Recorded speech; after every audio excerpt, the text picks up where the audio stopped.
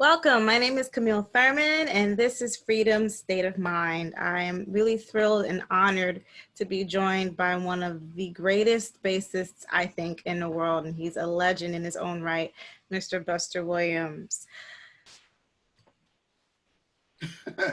Hi. Hi, Buster. How you doing? Fine.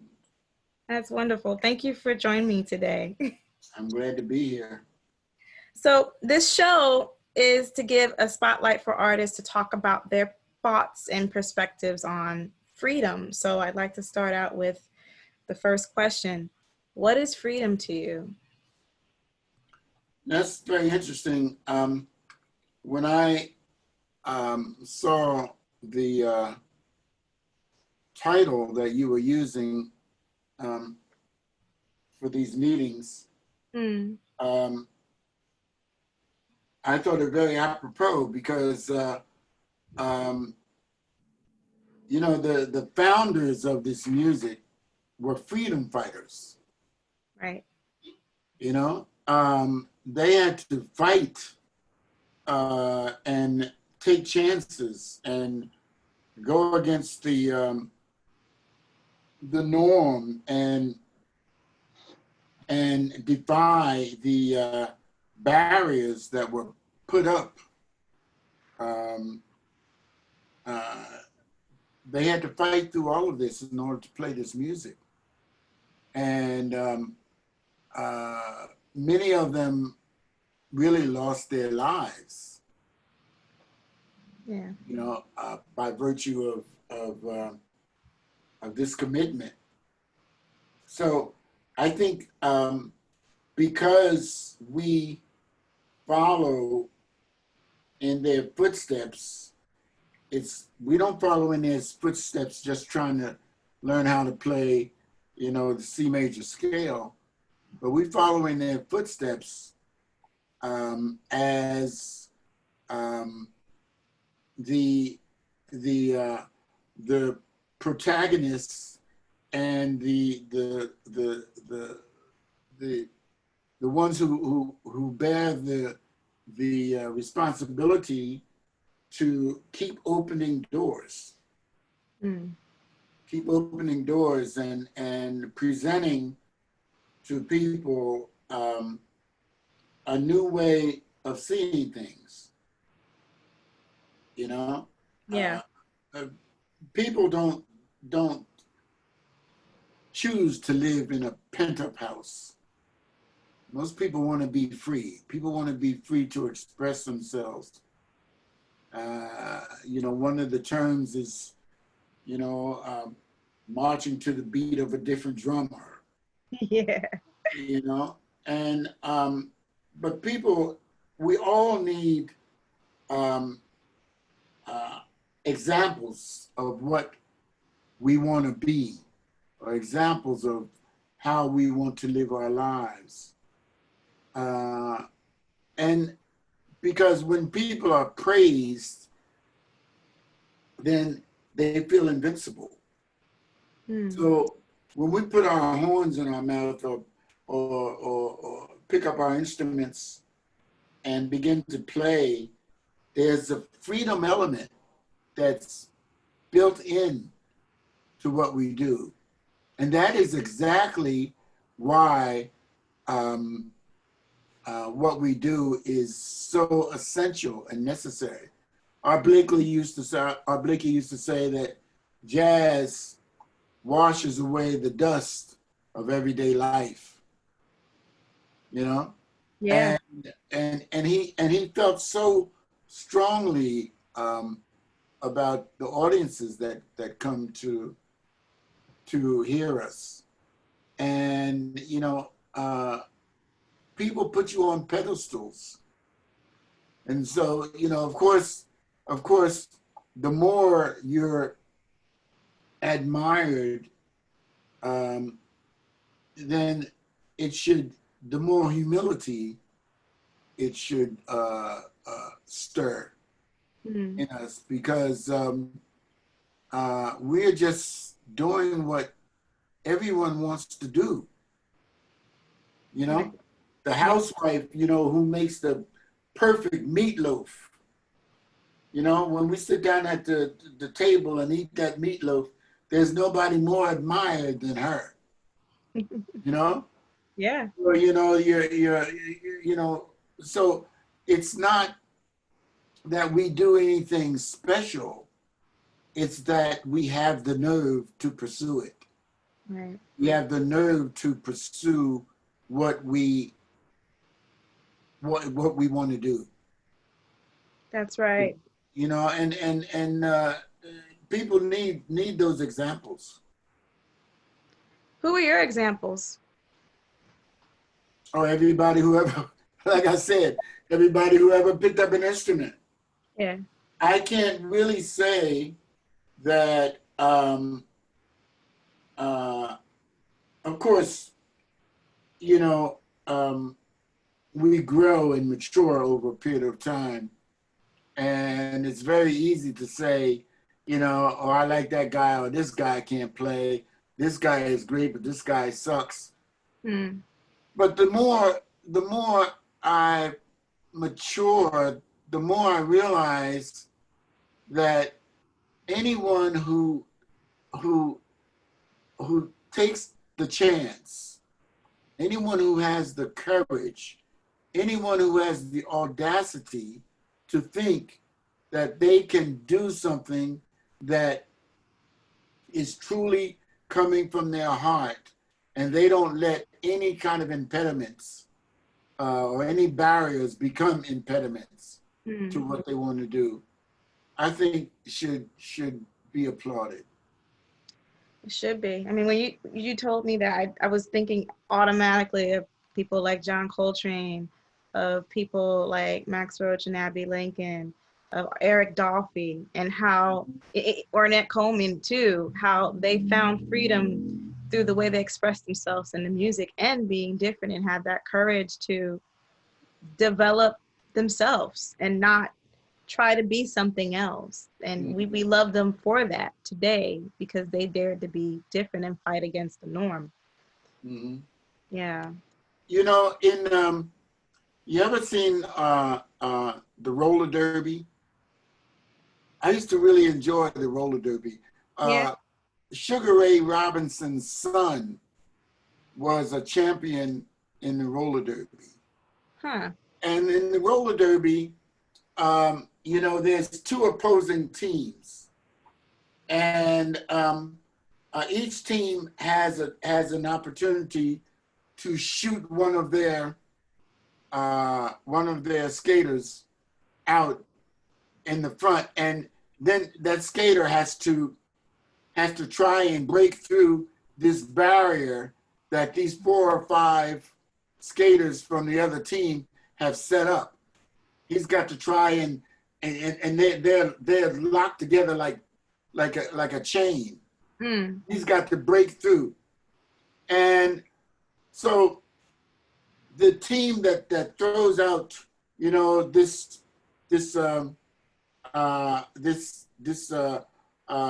skater to be their representative, you know, that team, all of those, they're the unsung heroes. But without those unsung heroes, this one that's shot out there to break through could never have been put in that position. Right. So when you think of heroes, there's public heroes, there's heroes that have been shot out there, you know, and they sort of tell the story for everybody. But I can mention so many people who nobody ever heard of that were great, that were my heroes. And if it were not for them, I couldn't have been shot out, you know, like right. the skater, you know, but the barriers that I'm trying to break down, they're trying to break down those barriers too. Right. You know, so their import or their importance is not to be underrated. Speaking of their importance, it's really vital for a musician, particularly jazz musicians, if they're studying this music, to understand the history and the role that social history plays with the historical aspect of making the music. Can you share some of those names of those heroes that you were talking about? Okay, there was a saxophone player in Philadelphia. We called him Satin Doll. Ah, I think I heard about him. I hope you have. Yeah, Antoine Roney told me about him. John Coltrane loved Satin Doll. And his name was Jimmy Oliver. Yeah. Jimmy Oliver. Satin Doll was about 5 feet tall. That's right. And he always had on a suit. And the sleeves of the suit were always so long that they came down to about this part of his hand. So when he played, all you saw were these fingers coming out of these sleeves. And Satin Doll, he was called Satin Doll because he was the local Ben Webster. He was the local Prez, Lester Young. And he never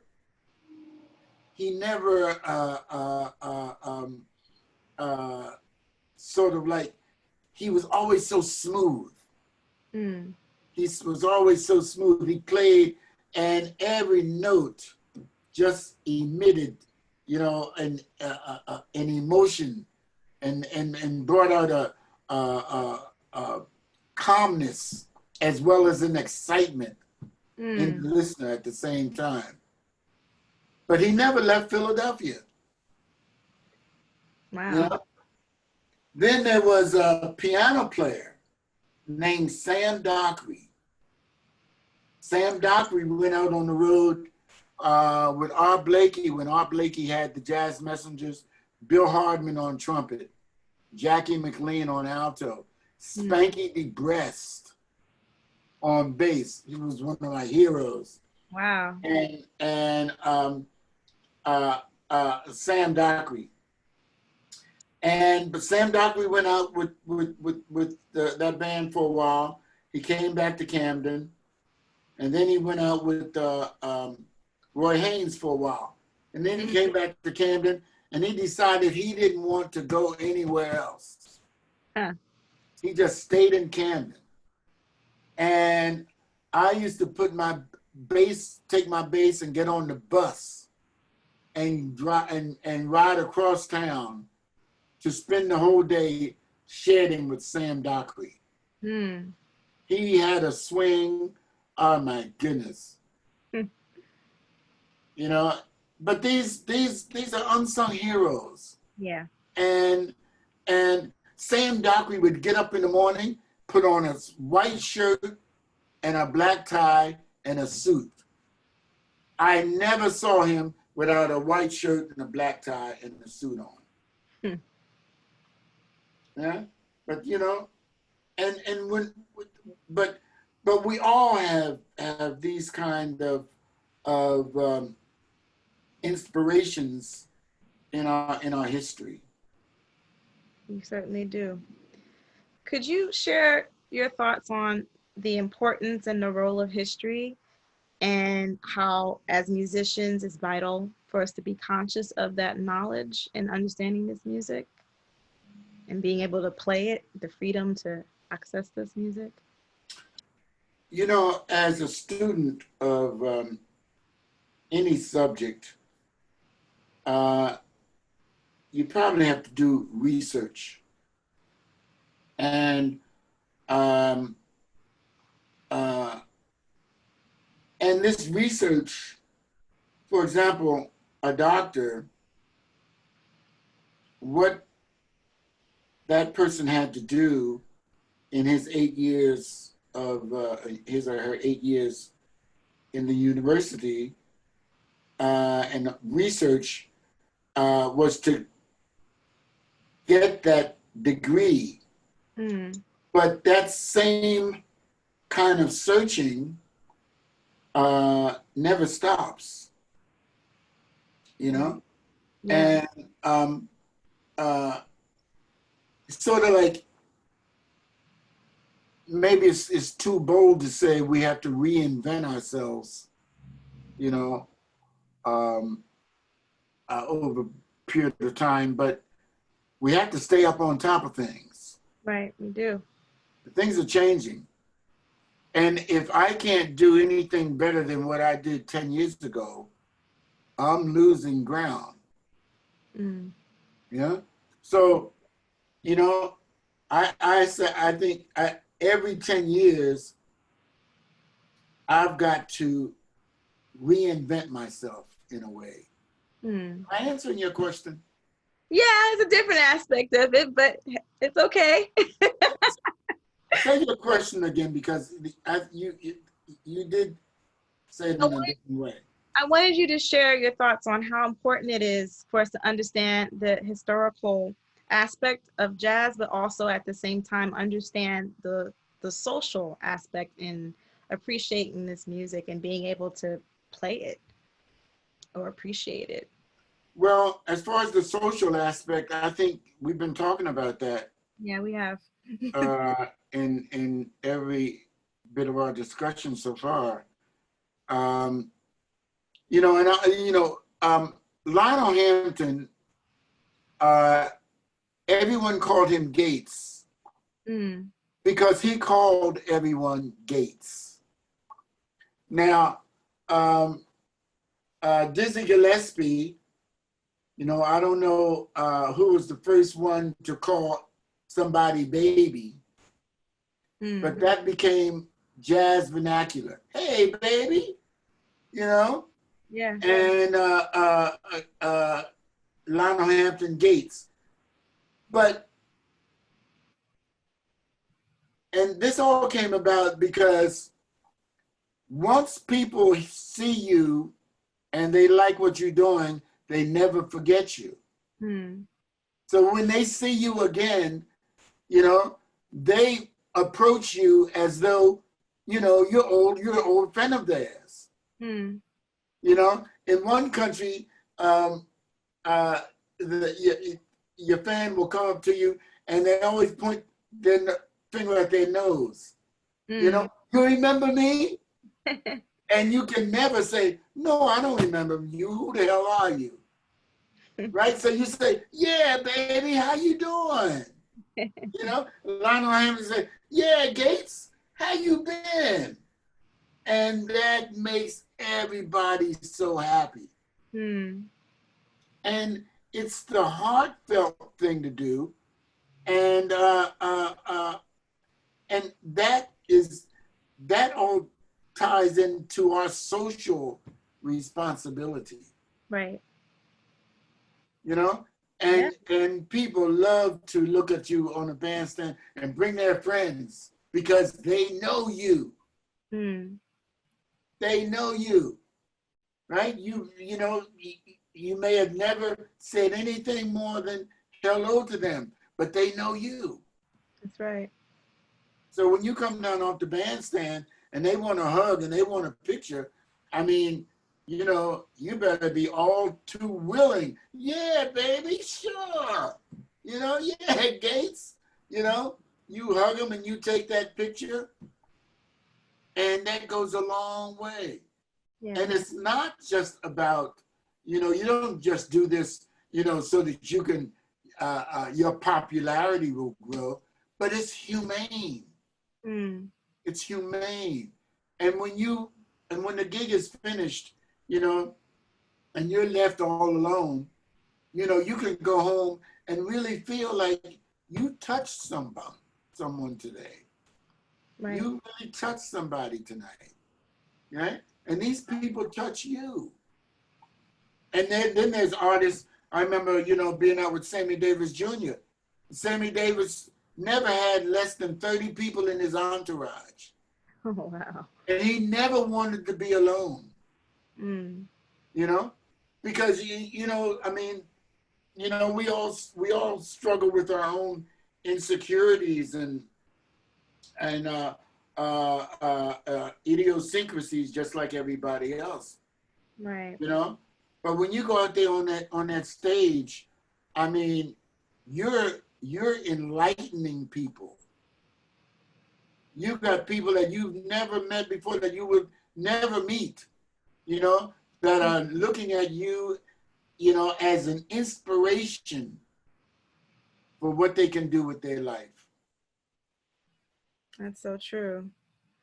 The beautiful thing I love about this music, jazz, is that when we travel, it's like we're ambassadors for humanity almost, because we express ourselves through this music, and it frees us to be able to come together despite the languages, despite the background, despite knowing each other or not knowing each other. And it's beautiful to be able to have those situations where somebody is able to be touched by the music. You don't even have to speak the same language, but that emotion that they're able to hear, it translates, and they're able to understand and connect. That's what I love about this music. You were talking something earlier when we were, before the show started, about jazz musicians being activists in their own right by what they do. Could you expand on that a bit? Well, you know, there used to be division in the State Department that sent musicians on tours to foreign lands, and it was sponsored by the State Department. Right. And you would go to places that weren't normally frequented. You do go to countries, you know, where you know, it's not a commonplace for them to have the music there. And you went as ambassadors. Yeah. You know, Louis Armstrong was sent to behind what was called the Iron Curtain. You know, back in the 50s and 60s. The Iron Curtain was, you know, behind, you know, was Russia. You know, where this music was banned, you know? Yeah. But he was sent by the State Department to do a tour in Russia, because the, what do you call it? The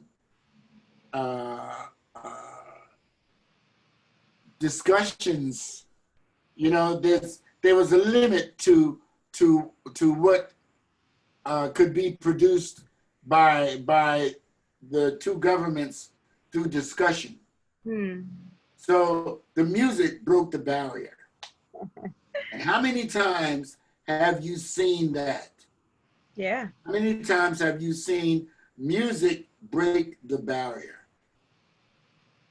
And there's something innate in jazz, this music that we call jazz, that breaks down these barriers. It has the power to thaw a frozen heart. It has the power to bridge, you know, the barriers of language. It has the power, you know, to help us all see that we're all interconnected. Right. And really what it comes down to, we're more alike, as what's the name? I forget what she said. We're more alike than not alike. That's right. Who was that? Maya Angelou. Maya Angelou said that. So that's an innate power in this music, because this music comes from the depths of people's lives. You know, we try and teach our students this music. It's the hardest thing to teach, because when you start from a piece of paper, you're missing the point already. So true. you know. Yeah. But that's, you know, and you know, and research and scientists have found that children learn the piano quicker if they're sat at the piano and taught to play the piano without a piece of music. Mm. You know, and then when the music, the manuscript, or the lead sheet is introduced, it's a no-brainer. Right. Because you already know how to play the music. Exactly. You know? Yeah. No, that's so true. Yeah. There's something freeing about being able to internalize your instrument so that you're not limited to the paper. You're able to instantly get to connection of Mm-hmm. your heart, your feelings, and play from that place and be able to express Yeah. that through the instrument. Right. Yeah. Could Mary you Lou Williams used to tell me that all the time. really? Oh yeah. You know, I spent many years with her. You know, we used to tour, and people used to think I was her son. You know, Oh wow. Mary Lou Williams and Buster Williams. And sometimes, you know, she wouldn't deny it. She said, "Oh yeah, that's my boy." You know? But she would tell me, you know, this music has healing powers. Mm-hmm. It sure does. You know, because you know she went into hibernation for a good while, and it Yeah. was this Jesuit priest named Peter that and convinced her to come back on the scene. Mm. And he became her manager for the Oh rest of her life. Peter O'Brien. wow. Yeah. You know, she was you know, Mary Lou Williams was a real, she was a person that was governed by her heart. Mm. And injustices just couldn't, she couldn't justify injustice. Mm. And so it had a depleting effect on her uh, uh, belief in people. Mm. But Peter was able to, after, it took a while, but he was able to get her back. And she and she was a real asset to this music. You know, she I used to be over at her house sometime, and I'd stay after our rehearsal and Mm-hmm. watch her teach. And Monk would come by, Dizzy would come by, you Wow. know, all the guys used to come and hang out at our house. Wow. And you know, and she's of course in that picture, her and Marion McPartland, Mm-hmm. A Great Day in Harlem. That's right. Yeah, Mary Lou Williams, she was a fighter. She was a real heartwarming person. Mm. Wow. I was just reading on her a couple of days ago, and they were talking about how her writing style was so ahead of the time and how Mm, she was writing for people like Benny Goodman, but then she was yeah, writing for people like Dizzy Gillespie and so many other artists. And this is during the 50s, the 40s. right, And this right. woman is a, a legitimate bad behind Mm-hmm, arranger that mm-hmm, people are buying arrangements from. It's just humbling to think about, to just put that in perspective with the era, but then at the same time knowing her story, knowing her history is just, it's empowering and yeah, it's yeah. inspiring. And it's really nice to see what's happening now. women are starting to get their due respect. And I mean, we have some astounding players, and it's not even fair to make the distinction, you know, or she's a woman who plays saxophone, you know, or she's a woman that plays the drums, you know, Right. because I mean, it was always a big mistake, but that's all a part of discrimination. Right. When we talk about discrimination, the discrimination against women in this business, you know, has been appalling. But that's all breaking down. That's all breaking down, and rightfully so, because we have leaders.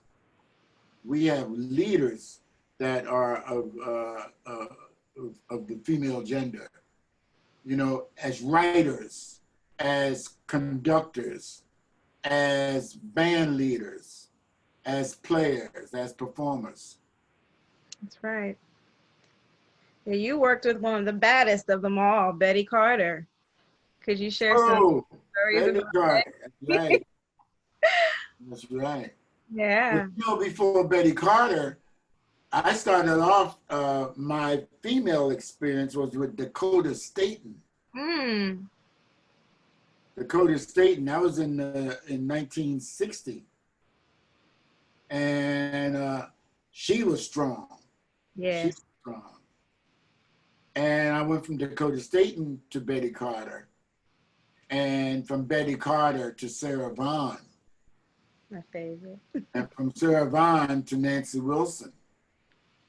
And then eventually Carmen McRae. So yeah, they were some, as you say, bad behind. They were some badasses. Yeah. Just to think at that time, historically, what they were facing as women in those leadership positions. Like I was talking with Sharnae Wade a couple of days ago, and we were talking about Betty Carter and how she formed her own label. Yeah. You know what? I'm not going to wait for somebody to validate me. I'm going to find my freedom and creating my own space for my music. And she did that, and she bought out a concert hall, sold her own tickets for her shows. And she was practicing this freedom of being the artist that she wanted to be without anybody holding her back from what she wanted to do. Exactly. And writing her own songs too. Yeah, that's right. You know? I'd go over to her house and you couldn't get in. The hallway was filled with records. Like she's, you know, and she was constantly putting things together. I had people coming over, you know, creating her mailing list, and yeah, she was very industrious. Yeah. And a lot of, I mean, you know, a lot of the young and guys that are making their marks now, you know, came to her. Yeah, that's, you know?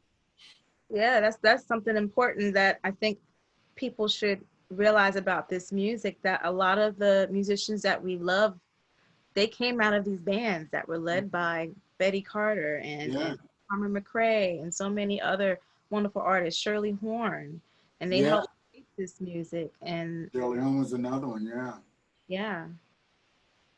Wow. I told Shirley, you know, we used to play, and she, you know, she played ballads. Now I thought Betty Carter was so skilled with singing a ballad. You know, when Betty would sing a ballad and when Shirley would sing a ballad, the drummer had to just play with his brushes and just play a circle. Yep. You know, because it wasn't about, you know, the tempo was there, you know, but you couldn't describe it other than with a circle. You know? I told Betty and I told Shelley. I said, you know, when you kick off a ballad, all I got to do is play my first note, then I can go out and have lunch. And I'll be back for the second beat. That's so true. but see, Betty was unique, and she did something that no other vocalist did. She sang so far behind the beat. Sometimes she'd be 8 bars. 8 bars. You'd be 8 bars ahead, and she'd be 8 bars behind with the lyric. Wow. And you better not think, you know, that, you know, you be considerate and let her catch up. No, she always knew exactly where she was. And she'd make it all work. You know? Yeah. Mickey Roker used to say at the beginning of the song, he said, okay, whoever finishes first, please play the ending. Oh man. You know? So we play with Betty, and Betty's so far behind, you know, but we all end up together. Wow. It was just beautiful. Wow. You know, Carmen McRae and Nancy Wilson, they both told me that Betty Carter, you know, other than Billie Holiday, Betty Carter was the only jazz singer. She was the real jazz singer.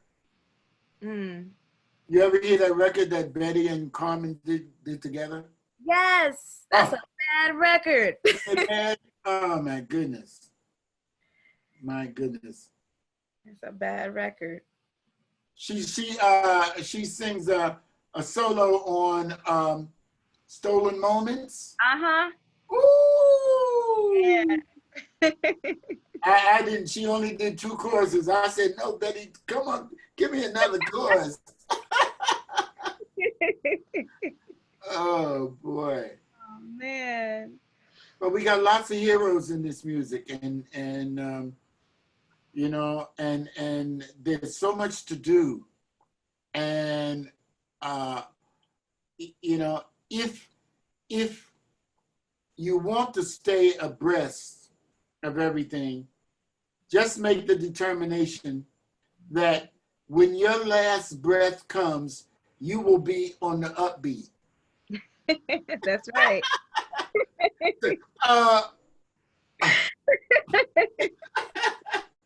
That's right. That's the way to go. Yeah, because Miles used to tell me. He says, you know, don't think you got to finish everything. You know, let some of them phrases hang. Don't finish it. You know, so he's gone.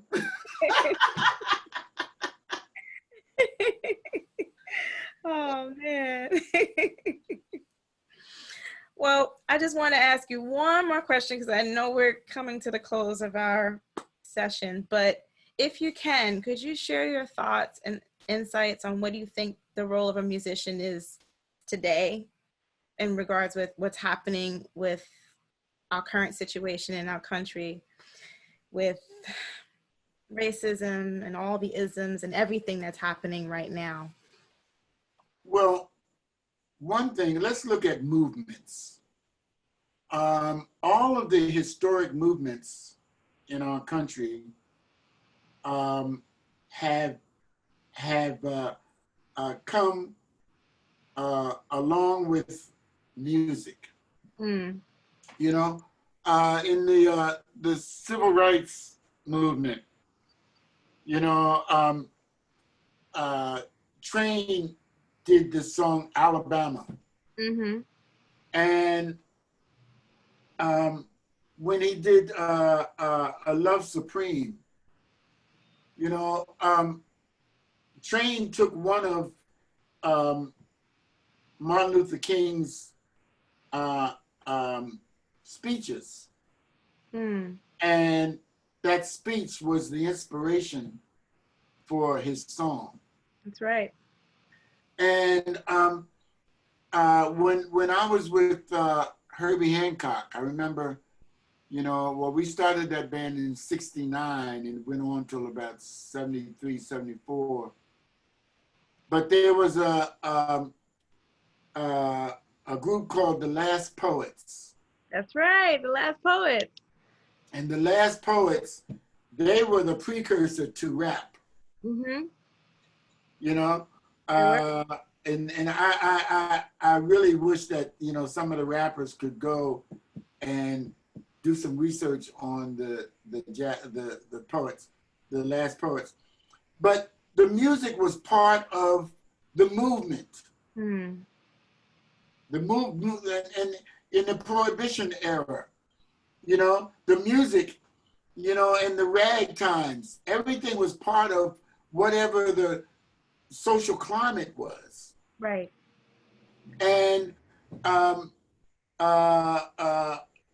the Black Panthers and the US organization, Maulana Ron Karenga, in the 70s, the late 60s and 70s, they chose certain artists as the music that represented their movements. Mm. John Coltrane was a freedom fighter because those who fought for freedom chose John Coltrane. Mm. You know? Yeah. And but it's been that way in you know, as you do your history of this country, and you can see movements being in line with certain music, and certain music being in line with certain movements. That's right. And so here we are in a time that has never before been seen. Mm. It's called the pandemic. And it's a time of uncertainty.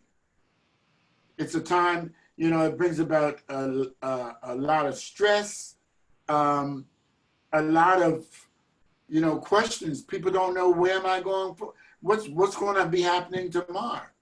Right. What am I supposed to be doing today? You know, you're sort of like caught in a quagmire.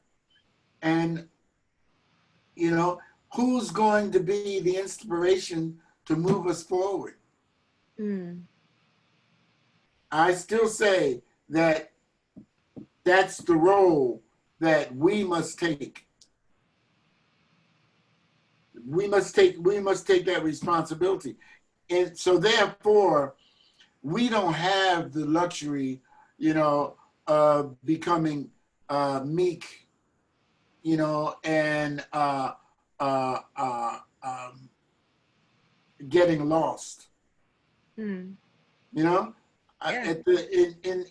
When this thing started, you know, and my students came back from, or they were on spring break when the schools shut down, when the new schools shut down, when Manhattan School of Music shut down, and all of a sudden now we're together on this thing called Zoom.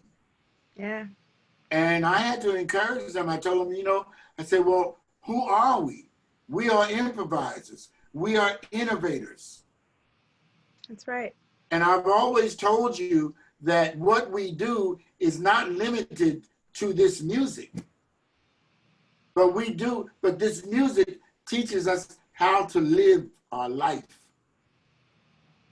And the ingenuity that's required to play this music is the ingenuity that we need to, you know, to create new springboards in life. You know, if all we can do is go along a straight and narrow, what do we do when there's a big boulder in the middle of the road? Now we don't know what to do? Well, you can go around it to the left, you can go around it to the right. But behind that boulder is the road again. That's right. And because you have to do something different, you know, it gives you an opportunity to find something different. Right. Right? because what we're doing now, you know, up to this point, you know, is sort of is a limited expression of ourselves anyway. It is. You know, what happens? What's going to happen when people start using 15% of their brain? My goodness, there was a movie of this woman who took this drug that allowed her to use something like 90% of her brain, and my goodness, she was just exploding the world. But but it's been proven that musicians have more gray matter in their brain than anybody else, and because we're engrossed in creating new things, new ventures, new adventures, new vistas with this music. Mm-hmm. It shows us how to do it with life. Right. So we can't separate the two. You can't. We certainly can't. Well, And Buster, that's why I see this as a great opportunity for us. you're absolutely right. And I'm so happy this opportunity happened for us to come together and talk. Me too. Yeah, thank you so much for your wisdom. I'm going to open it up right now because I know we have some questions out there on Facebook and probably in the Zoom chat room. So, Adam. Yeah, let's take one, and I'll remind everybody on Zoom, if you have a question, just click raise hand in the participants tab and we'll try to get to your question. And then on Facebook, if you're watching there, just post your question in the comments and we'll try and get to a couple before we run out of time. We've got a question right now from Maxine Gordon. Maxine, are you there? I'm here. Can you hear me? Yes, we can. Hi. Hi. Hi. Hi, Camille. Hi, Buster. Hi. You know I got a question. I always got a question. Buster Williams, what's the secret of your success? Because how can you look so good, be so positive, and be such an inspiration? Well, to put it simply, I say, why not? Mm-hmm. Yeah, I mean, simply, why not? I mean, isn't that what we're supposed to do? Mm-hmm. You know, I dread what I'm going to look like when I'm dead. You know, at least while I'm alive, I got something to do with it. So, so let me do my best, you know. Well, thank you. If it takes a little paint, then use some paint.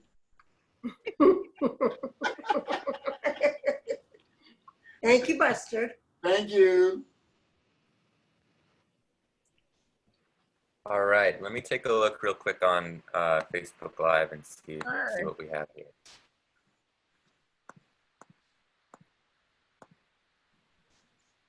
Yeah, here's a question from Facebook. What is the most important piece of advice that you could give to young people today, musicians and non-musicians, about the importance of standing up, speaking up, and using your voice to help make a difference? We could put that out to both of you, actually. That's a great question. Mm-hmm. Go ahead, Camille. Well, I think it's very important to understand the history and the legacy of this music and where it was born from, because Black Americans came to this country enslaved, and their experiences is what creates this music we call jazz.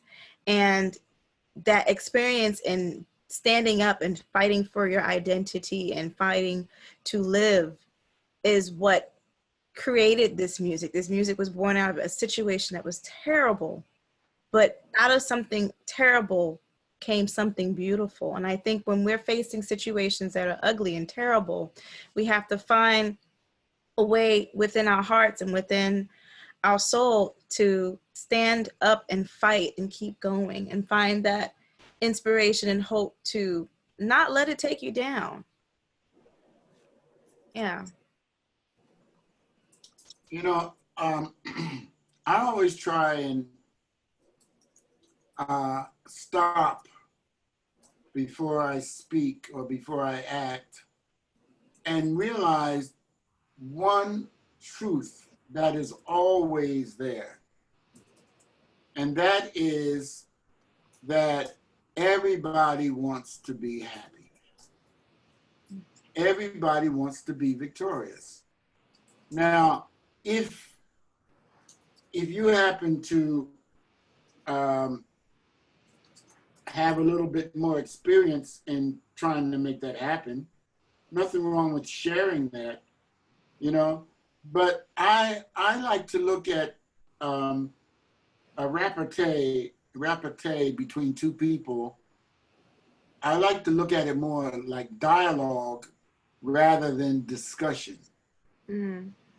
In discussion, you know, there's too much of a tendency, you know, to try and make you understand my point, and you try and make me understand your point. Dialogue allows one to have their mind changed in the middle of a sentence. Mm. In the middle of me trying to make you see things my way, something that you say helps me to see things your way. So with dialogue, we can come to more, we have more of a chance of coming to agreement than we have with discussion. Mm. That's great. Thanks so much to you both. And I think that's a pretty perfect spot to end it for today.